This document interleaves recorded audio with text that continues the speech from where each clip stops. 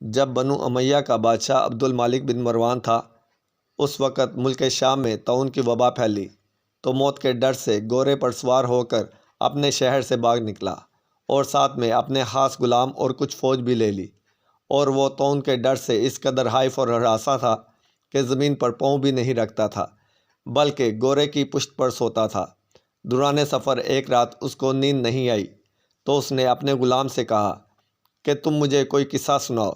تو ہوشیار غلام نے بادشاہ کو نصیحت کرنے کا موقع پا کر یہ سنایا کہ ایک لومڑی اپنی جان کی حفاظت کے لیے ایک شیر کی خدمت گزاری کیا کرتی تھی، تو کوئی بھی درندہ شیر کی ہیبت کی وجہ سے لومڑی کی طرف دیکھ نہیں سکتا تھا، اور لومڑی نہایت ہی بے خوفی اور اطمینان سے شیر کے ساتھ زندگی بسر کر رہی تھی۔ اچانک ایک دن ایک عقاب لومڑی پر جھپٹا تو لومڑی بھاگ کر شیر کے پاس چلی گئی اور شیر نے اس کو اپنی پیٹھ پر بٹھا لیا۔ عقاب دوبارہ جھپٹا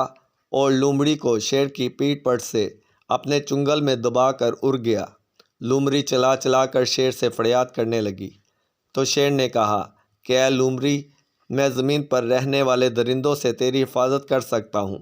لیکن آسمان کی طرف سے حملہ کرنے والوں سے میں تجھے نہیں بچا سکتا۔ یہ قصہ سن کر عبد الملک بادشاہ کو بڑی عبرت حاصل ہوئی اور اس کی سمجھ میں آ گیا کہ میری فوج ان دشمنوں سے تو میری حفاظت کر سکتی ہے جو زمین پر رہتے ہیں، مگر جو بلائیں اور وبائیں آسمان سے مجھ پر حملہ آور ہوں،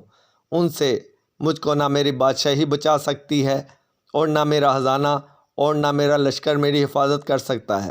آسمانی بلاؤں سے بچانے والا بجز اللہ کے اور کوئی نہیں ہو سکتا۔ یہ سوچ کر عبد الملک بادشاہ کے دل سے طاعون کا خوف جاتا رہا